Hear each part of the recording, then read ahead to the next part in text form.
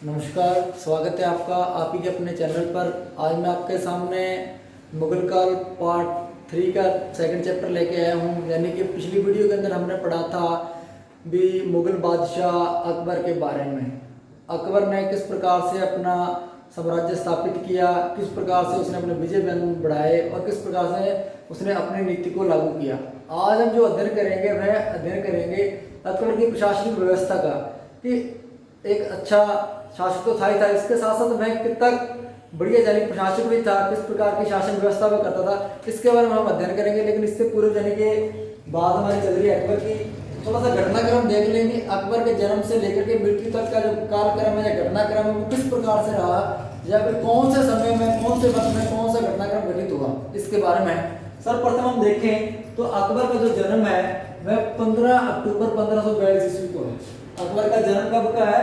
15 अक्टूबर 1542 ईस्वी को अकबर का जन्म हुआ था। कहाँ पर? अमरकोट के राजा बिरसाल के घर पर। ये पहला था। दूसरा घटनाक्रम आता है अकबर से संबंधित 14 फरवरी 1556 ईस्वी। दूसरा घटनाक्रम कौन सा है अकबर से संबंधित? 14 फरवरी 1556 ईस्वी। 14 फरवरी 1556 ईस्वी में अकबर का राज्याभिषेक होता है। पिछली वीडियो के अंदर भी देखा है, यानी कि 14 फरवरी 1556 ईस्वी को अकबर का राज्याभिषेक होता है कलानौर, जो कि वर्तमान पंजाब के गुरदासपुर के पास है। वहां पर इसका राज्याभिषेक होता है, बैरम खान संरक्षक बन जाता है। इसके बाद हम बात करें तो लगभग 1560 ईस्वी, यानी कि देखिए 1556 से लेकर के 1560 ईस्वी के जो 4 वर्ष का शासनकाल है, यह अकबर नाम मात्र का शासक था। जो वास्तविक सत्ता थी वह बैरम खान के हाथ में थी। किसके हाथ में थी? बैरम खान के हाथ में थी। बैरम खान को अकबर प्यार से खान बाबा के नाम से भी पुकारता था। लगभग 1560 के अंदर बैरम खान की मृत्यु हो जाती है और जो शासन है वह अकबर के पास आ जाता है। इसके बाद हम आगे बात करें 1562 ईस्वी में, तो दास प्रथा का अंत कर देता है अकबर। 1562 ईस्वी में अकबर के द्वारा दास प्रथा का अंत कर दिया जाता है। दास प्रथा के बारे में हमने पूरी वीडियो यानी कि दिल्ली सल्तनत में पढ़ा था कि जो फिरोज शाह तुगलक था उसने दासों के लिए एक अलग सा यानी कि दास से बंदगान नाम का विभाग स्थापित किया था। फिरोज शाह तुगलक के समय में लगभग 1,80,000 से अधिक दास थे, लेकिन अकबर ने आकर के दास रखने की प्रथा को समाप्त कर दिया, यानी कि दास प्रथा को क्या कर दिया? खत्म कर दिया। किसने? अकबर ने। इसके आगे हम बात करें 1563 ईस्वी में, तो तीर्थ यात्रा का समाप्त कर दिया। 1563 में अकबर ने आकर क्या किया? तीर्थ यात्रा का समाप्त कर दिया। कहा जाता है कि तीर्थ कर यात्रा यानी कि अकबर के दिमाग में, यानी कि इसी समय कहा जाता है कि जो आमेर यानी कि रियासत की जो लड़की थी, यानी जिसका नाम हरखा बाई जा, जिसे बाद में जोधाबाई कहा जाता है, जोधाबाई से विवाह के बाद में अकबर यानी कि धार्मिक संशोधन हो गया और उसने तीर्थ यात्रा कर भी समाप्त कर दिया 1563 में। उसके बाद में 1564 में जजिया कर समाप्त कर दिया। जजिया कर क्या है? तो गैर यानी कि मुसलमानों से लिया जाने वाला कर जजिया कर कहलाता है। यानी कि इसमें यानी कि जो व्यक्ति मुसलमान है उससे जजिया कर नहीं लिया जाएगा, बाकी अन्य सभी धर्मों से संबंधित व्यक्तियों से जजिया कर लिया जाएगा।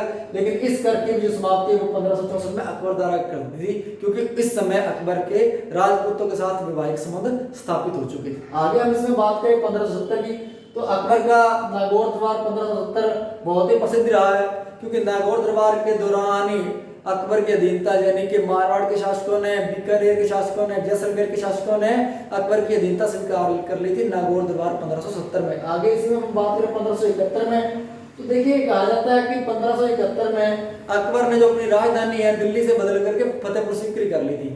अब क्या हो गया? 1571 में अकबर ने अपनी जो राजधानी है वो दिल्ली से बदल करके फतेहपुर सीकरी कर ली और इसकी स्थापना कर दी, से अपनी राजधानी बना लिया। राजधानी बनाने के लगभग कहा जाता है कि अगले वर्ष यानी कि 1572 के अंदर अकबर ने अपना गुजरात विजय बयान किया। गुजरात के अंदर विजय बयान में अबुल फजल यानी जिसका नाम सुनते हैं वह अकबर के साथ था, और अकबर ने गुजरात विजय अभियान के दौरान ही प्रथम बार समुद्र यानी कि अरब सागर को देखा था। इसके बाद में गुजरात विजय से जो धन दौलत लुटा था, उसके बाद में आकर के फतेहपुर सीकरी के पास एक दरवाजा बनाता है, उसका नाम है बुलंद दरवाजा। बुलंद दरवाजा बोलो तो विजय का जीत यानी कि जीत का दरवाजा, जिसे बुलंद दरवाजा कहते हैं, ये फतेहपुर सीकरी के पास ही बनाया। अगर आपने फतेहपुर सीकरी के अंदर जाना है तो आपको बुलंद दरवाजे से होकर ही आगे फतेहपुर सीकरी में प्रवेश करना पड़ेगा। फतेहपुर सीकरी वर्तमान में हमारे उत्तर प्रदेश के आगरा के पास स्थित है। आगे हम बात करें 1573 में बुलंद दरवाजा होगा। इसके बाद हम 1575 में इबादत खाने की स्थापना करते हैं अकबर। इबादत खाना क्या है? इबादत खाना कहते हैं इबादत घर, यानी कि इबादत खाने का वह स्थान है जहाँ पर जाकर के हम खुदा, अल्लाह, ईश्वर, भगवान, रब का नाम ले सकते हैं। महस्थान है, इबादत खाना वहां पर। यानी कि अकबर देखिए अनपढ़ था, शिक्षित नहीं था, लेकिन फिर भी वह धर्म की समझ रखता था और धर्मों का यानी कि ज्ञान प्राप्त करने की उसके अंदर इच्छा थी और धर्मों की यानी ज्ञान की जिज्ञासा को शांत करने के लिए उसने 1575 में इबादत खाने की स्थापना कर दी थी। लेकिन इस इबादत खाने के अंदर सिर्फ और सिर्फ मुस्लिम धर्म से संबंधित लोग ही आते थे और व्यक्ति कोई नहीं आ सकता था। लेकिन अकबर के अंदर धार्मिक सहिष्णुता थी, वह सभी धर्मों का समान रूप से पालन करता था। वह चाहता था कौन सा धर्म श्रेष्ठ है, इस बात की व्याख्या की जाए। इसके लिए 1578 ईस्वी में अकबर के द्वारा सभी धर्मों के लिए इबादत खाने के दरबार खोल दिए जाते हैं। यानी कि अब इबादत खाने के अंदर 1578 के बाद में सभी धर्मों के धर्मगुरु आएंगे और अपने अपने धर्म के प्रति अपना व्याख्यान देंगे और कौन सा धर्म श्रेष्ठ है इसकी भी व्याख्या वहां पर की जाएगी 1578 में। यानी कि इबादत खाने के दरबार सभी के लिए खोल दिए गए। आगे हम बात करें 1580 ईस्वी में, तो इसमें दहसाला प्रबंध अपनाया गया। दहसाला प्रबंध क्या है, तो दहसाला प्रबंध के बारे में आगे पढ़ेंगे, बस मैं बता दूं। दहसाला यानी 10 साल बंदोबस्त, यानी कि इसके तहत यानी कि जो अमेर के शासक थे यानी कि टोडरमल जी, इन्होंने एक बंदोबस्त दिया था भी अगर जो भूमि का यानी कि मालिक है उससे 10 साल का अपने एग्रीमेंट करार कर लें और 10 सालों की जो लगान है वो एक बार ही ले लेंगे, लगान 1/3। इसके बारे में आगे हम पढ़ेंगे। 1580 में हो गया। इसके बाद 1582 में दीन इलाही यानी कि अकबर के द्वारा एक नया धर्म स्थापित कर दिया गया, शुरू कर दिया गया। वह धर्म कौन सा है, वह दीन इलाही। दीन इलाही के अंदर यानी कि क्या है, दीन इलाही धर्म को स्वीकार करने वाला प्रथम व्यक्ति हिंदू यानी कि जो था वह बीरबल ही था। कहा जाता है कि अकबर ने दीन इलाही धर्म तो शुरू कर दिया, लेकिन इसके जो नियम कानून थे वह बहुत ज्यादा सख्त थे। इसलिए मात्र सिर्फ और सिर्फ 18 ही व्यक्ति इस धर्म से संबंधित थे। यानी कि दीन इलाही धर्म से संबंधित कितने व्यक्ति थे, सिर्फ मात्र 18 ही व्यक्तियों ने दीन इलाही धर्म को स्वीकार किया है। अकबर नामा के अंदर अबुल फजल ने बात लिखी है। इसके बाद में हम बात करें 1583 में, तो इलाही संबत की शुरुआत करते हैं, यानी एक नया संबत। पूर्ववर्ती शासकों ने जैसे गुप्त संबत शुरू किया, इसके बाद में हिजरी संबत शुरू किया, शक संबत शुरू किया, इन्हीं की तर्ज पर आकर के इन्हीं का अनुसरण करते हुए अकबर ने भी अपने शासनकाल के दौरान लगभग यानी कि 1583 में एक संबत शुरू किया जिसका नाम है इलाही संबत। इलाही संबत की शुरुआत 1583 में अकबर के द्वारा की गई थी, लेकिन यह भी असफल रहा।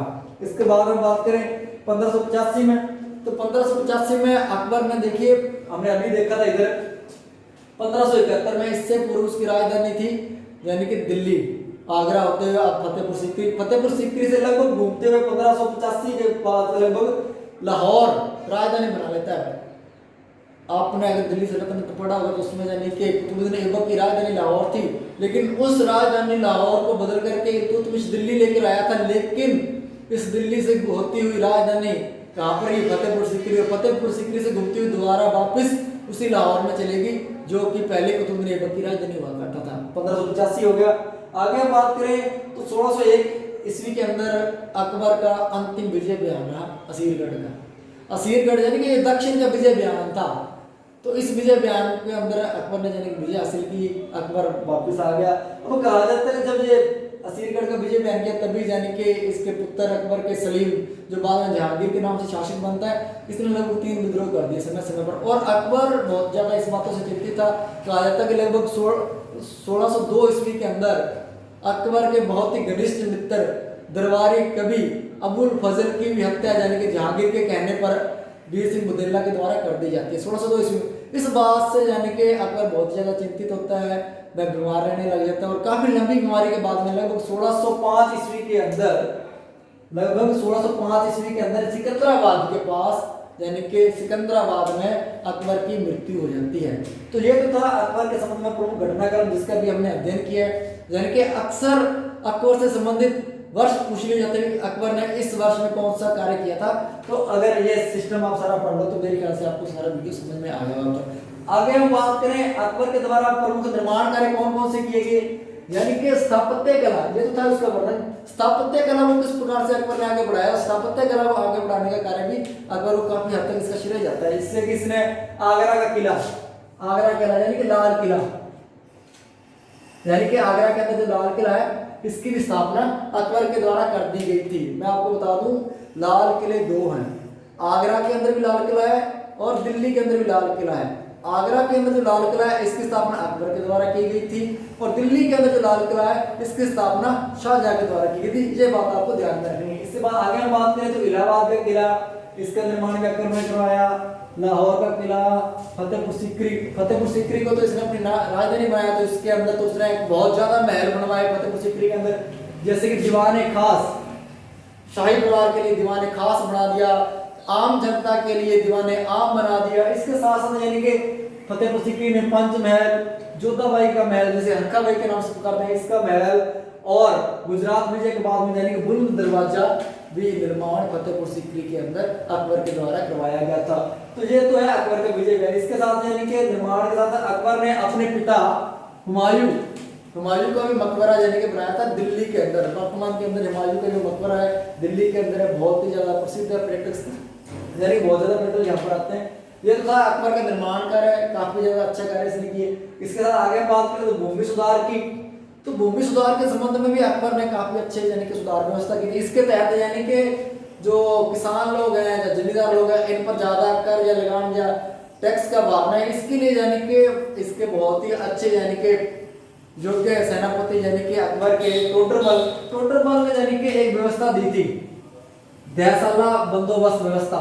दहसाला यानी 10 साल, यानी कि 10 सालों के लिए आपकी भूमि पर एक प्रकार का कर लिया जाएगा। अगर अकाल पड़े, बारिश किसी प्रकार का हो, आपसे 10 सालों के लिए यानी एक ही प्रकार का कर लिया जाएगा। कर की जो रकायत यानी कि अदायगी थी वह 1/3 थी। जो फसल आपकी पैदा हुई उसका 1/3 आपको कर के रूप में शासक को देना पड़ेगा। यह 10 साल बंदोबस्त व्यवस्था है जो कि टोडरमल के द्वारा की गई थी। अक्सर क्वेश्चन आ जाता है 10 साल बंदोबस्त की व्यवस्था किसके द्वारा की गई थी, तो यानी कि टोडरमल के द्वारा की गई थी, जो कि जयपुर कराने गए थे। इसके बाद आगे बात करें जब्ती प्रणाली की, तो इसके तहत यानी कि भूमि को जब्त कर लिया जाता था जो लगान या टैक्स नहीं देता था। ये तो भूमि के संबंध में प्रबंध। आगे चलते हैं ऊपर वाली साइड में, तो इसकी सैन्य व्यवस्था देखते हैं। तो अकबर की सैन्य व्यवस्था बहुत ज्यादा सुदृढ़ थी। सैन्य व्यवस्था के अंदर इसने मनसबदारी व्यवस्था को अपनाया, यानी कि सैन्य व्यवस्था के दौरान अकबर ने क्या किया, मनसबदारी व्यवस्था को अपनाया। मनसबदारी व्यवस्था के तहत यानी कि इसको आगे 2 भाग में बांट सकते हैं हम, जात और समाज। मनसब यानी कि एक प्रकार का आपका रैंक होता है, इसके तहत यानी कि आपका पता चलता है कि आपका रैंक कौन सा, आपकी श्रेणी कौन सी, आपकी पोजीशन कौन सी है। तो इसको आगे 2 भागों में बांटा जाता है मनसबदारी व्यवस्था को, जात और समाज। जात का अर्थ होता है पद, आपका रैंक क्या है, आपका वेतन कितना है, तो ये जात कहलाता है। यानी कि आप किस रैंक के सेनापति हो, आपका कितना बैंक यानी कि वेतन है, तो ये सारा जो इसका पद है वह जात कहलाता है। और समाज तो घोड़ों की संख्या, यानी कि अगर आप प्रथम श्रेणी के जात हो, इसके साथ आपका वेतन उच्च क्वालिटी है, उस प्रकार उस समय यानी कि जो वेतन था वो मनसब के रूप में दिया जाता था।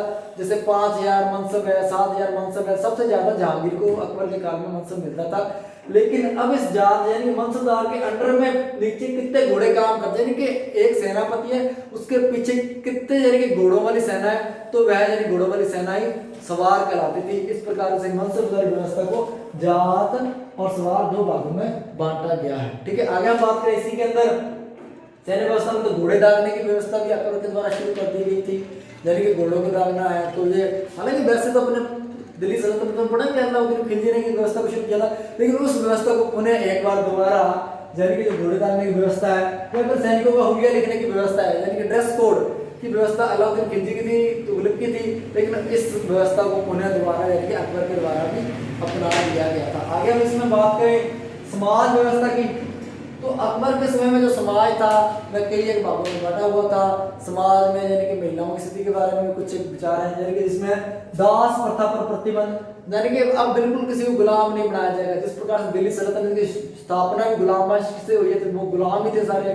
कुतुबुद्दीन ऐबक गुलाम आया, उसके बाद इल्तुतमिश गुलाम आया, उसके बाद गयासुद्दीन तुगलक गुलाम आया। तो ऐसे गुलाम व्यवस्था इसलिए इसको गुलाम के नाम से पुकारते हैं। लेकिन अब इस गुलाम या दास प्रथा को अकबर ने समाप्त कर दिया। अब इसके साथ साथ उसने बहुविवाह पर भी रोक लगा दी, यानी कि एक से ज्यादा विवाह पर उसने रोक लगा दी। लेकिन यह रोक कुछ समय तक चली, इसके बाद में इस व्यवस्था को उसे हटाना पड़ा, क्योंकि उस समय जो शासक थे वो समय खुद बहुविवाह की प्रणाली को अपनाते थे, जनता किस प्रकार से वो रोक सकते थे। इस कारण इस व्यवस्था को अपनाया, बंद कर दिया गया। इसके बाद विधवा विवाह को अकबर के द्वारा प्रोत्साहन दिया गया, यानी कि अगर किसी कारण से किसी महिला के पति की अकाल मृत्यु हो जाती है तो उसे यानी कि उसे विधवा को पुनर्विवाह करने का, जब विधवा के द्वारा विवाह करने की अनुमति अकबर के द्वारा दी गई थी। आगे हम बात करें बाल विवाह पर रोक। देखिए बाल विवाह हम ऐसे नहीं कह सकते हैं कि बाल विवाह पर आज हमने रोक लगाई है, जब सदियों पुरानी व्यवस्था है, इस समय समय पर रोक लगाई गई है। तो अकबर ने भी बाल यानी कि छोटी आयु के बच्चों के विवाह या शादी की उम्र पर रोक लगा दी थी। उस समय उसने लड़की की आयु 16 वर्ष कर दी थी और लड़की की आयु 14 वर्ष कर दी थी। तो उस समय भी यानी बाल विवाह को रोका गया था। वर्तमान में लड़की की आयु 21 वर्ष और लड़की की आयु 18 वर्ष होनी चाहिए। इससे पूर्व अगर विवाह होता है तो वह बाल विवाह कहलाता है, जो कि एक दंडनीय अपराध के कायल है। इसके आगे हम बात करें समाज के बाद में भूमि व्यवस्था तो हमने पढ़ ली है। इसमें आगे बात करें नवरत्नों की। तो अकबर के यानी कि शासन के दौरान नवरत्न थे, यानी कि 9 प्रकार उसके कवि थे, दरबारी थे, या उसके बहुत ही प्रिय व्यक्ति थे। उनके नाम की हम बात करें तो जैसे बीरबल है, तानसेन है, अबुल फजल है, अब्दुल रहीम खान है, उपाधि टोटरमल है। ये 9 व्यक्ति हैं जिन्हें नवरत्न के नाम से पुकारा जाता है। बीरबल यानी कि महेशदास था, कवि राजा के नाम से इसे उपाधि दी गई है। इसका जो निधन है, जो मृत्यु वो जसवंतियों के द्वारा कर दी गई थी। तानसेन तो संगीतज्ञ थे और अबुल फजल अकबरनामा लिखा है। आगे अब्दुल रहीम खान का नाम आ जाता है। तो ये सारे यानी कि नवरत्न थे। इसके साथ साथ आगे हम बात करें संगीत की, तो आपको पता है अकबर बहुत ज्यादा संगीत प्रेमी था। वह समय नगाड़ा बजाने के अंदर बहुत ही ज्यादा निपुण था। वो कहता था अंग्रेज जैसा कोई नगाड़ा बजा ही नहीं सकता है। उसके दरबार में संगीतज्ञ थे जैसे तानसेन, बैजू बावरा, बाज बहादुर, रामदास। ये सारे संगीतज्ञ उसी के दरबार में थे, यानी कि अकबर के दरबार के अंदर ये सारे संगीतज्ञ थे। तानसेन तो आपको पता बहुत ज्यादा फेमस है। अगर कोई व्यक्ति इस गाना गाने लगे उसे कहते बस करो तानसेन। तो यानी कि तानसेन जो बहुत ही महान संगीतज्ञ रहा है, यह भी अकबर के दरबार में ही रहा है। इसके बाद अगर आप अच्छी तरह वीडियो दो बार देखोगे तो आपको बिल्कुल लगा समझ आ रहा है। सबसे जो प्रमुख बात है अकबर के संबंध में इस वीडियो में तो मैं इसका घटनाक्रम, अगर आपने इस घटनाक्रम को अच्छी तरह से याद कर लिया, पढ़ लिया, रट लिया, देख लिया, तो मैं कहता हूँ आप ताउम्र नहीं बोलोगे। आप इस तरह इस वीडियो को देखिए कि आपने पढ़ना नहीं है, आपने याद नहीं करना है, आपने पढ़ाना है, आपने समझाना है। आपके सामने एक अनपढ़ व्यक्ति बैठा है, उसे आपने किस प्रकार से समझाना है, आपने इस वीडियो को इस प्रकार से देखना है ताकि मैं इस वीडियो को अच्छी तरह से देख करके अगले व्यक्ति को समझा सकूं उस वीडियो के अंदर मैंने ये कुछ देखा है। तब जाकर के इस वीडियो का जो उद्देश्य आपका देखने का है तब जाकर के आपका सफल होगा। आशा करता हूँ मुझे आपको वीडियो अच्छा लगेगा। अगर अच्छा लगे तो हमारे चैनल को यानी कि सब्सक्राइब कीजिए और वीडियो को लाइक, कमेंट, शेयर जरूर कीजिए। धन्यवाद।